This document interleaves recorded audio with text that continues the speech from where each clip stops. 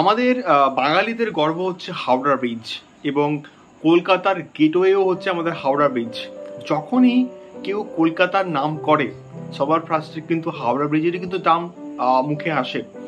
আজকের আমরা এই ভিডিওর মধ্যে কথা বলবো হাওড়া ব্রিজকে নিয়ে এবং হাওড়া ব্রিজের অনেকগুলো অজানা তথ্য, অজানা ইতিহাসকে নিয়ে কিন্তু এই ভিডিওর মধ্যে আমরা আলোচনা করব।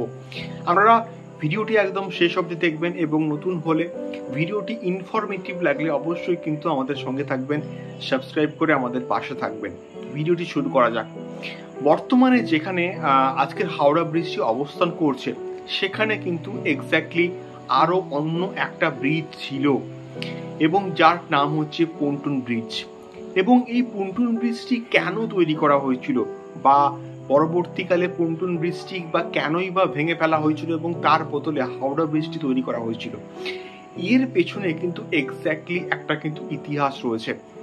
তো তখন কলকাতা শহর সেইভাবে কিন্তু তৈরি হয়নি, অর্থাৎ গোবিন্দপুর, সুতানুটি এবং কলকাতা এই তিনটে গ্রাম মিলে তো হচ্ছে কলকাতা শহর আমরা বর্তমানে দেখতে পাচ্ছি।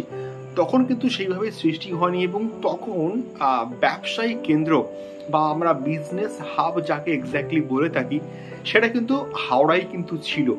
এবং এই যে কলকাতা এবং হাওড়ার মধ্যে একটা যোগাযোগ স্থাপনের কিন্তু দরকার ছিল এবং যেহেতু ব্যবসায়িক উন্নতিটা দরকার ছিল তো সেই জন্যে তখন বর্তমানে কিন্তু কলকাতা এবং হাওড়ার মধ্যেকার যে কানেকশন সেটা যোগাযোগ ব্যবস্থাটা কিন্তু হতো স্টিমার দিয়ে বা নৌকা দিয়ে এবার থেকে ওপারে, এবং এটা খুবই কমপ্লেক্স একটা বিষয়পত্র কিন্তু ছিল এবং এই জন্য ব্যবসায়িক ক্ষতিও কিন্তু হতো, মানে ব্যবসার উন্নতি কিন্তু হতো না।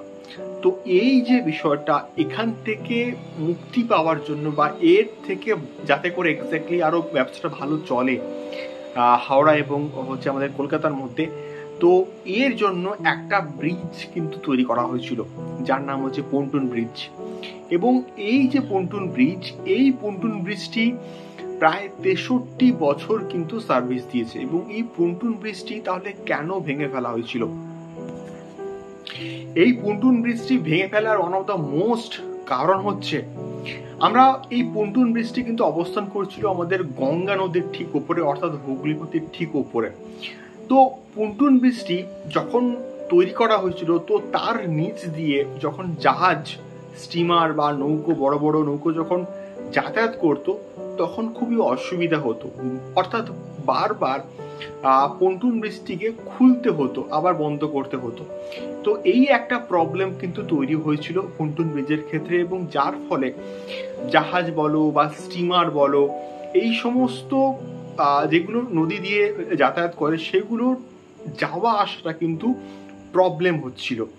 তো এই কারণের জন্যে কিন্তু প্রায় 63 বছর পরে কিন্তু পন্টুন ব্রিজটিকে ভেঙে ফেলা হয়েছিল এবং একটা নতুন ব্রিজের কিন্তু আইডিয়া ইংরেজরা কিন্তু নিয়ে আসলো এবং সেটা হচ্ছে কি বর্তমানে আমাদের হাওড়া ব্রিজ।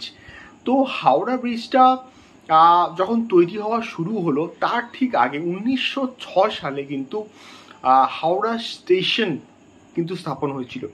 সেই 1906 সালে যখন হাওড়া স্টেশনটা তৈরি হয়েছিল তখন এই হাওড়া ব্রিজের রিকোয়ারমেন্ট কিন্তু আরো অনেকটা বেড়ে গেছিল।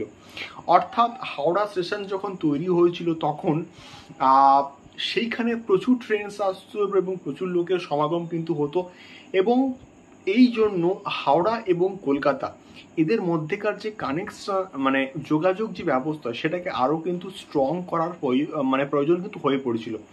তো এই জন্য হাওড়া ব্রিজটাকে কিন্তু তৈরি করার কাজ শুরু হয়ে গেল।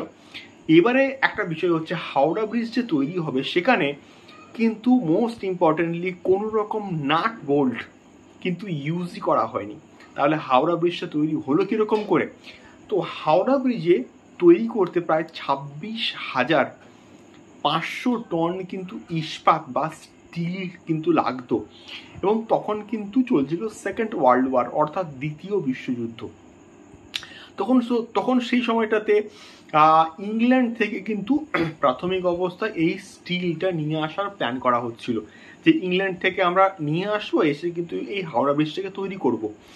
তো তখন due to second world war কিন্তু ইংল্যান্ড থেকে জাহাজে করে মাত্র 3,000 টন কিন্তু স্টিল আমাদের কলকাতায় কিন্তু এসেছিল, এবং বাদ বাকি যে জাহাজগুলোকে কিন্তু due to second world war ফিরিয়ে দেওয়া কিন্তু হয়েছিল। তো তাহলে বাদ বাকি 23,000 টন স্টিল বা ইস্পাত কে প্রোভাইড করলো? তো এখানেই হচ্ছে আসল গল্প।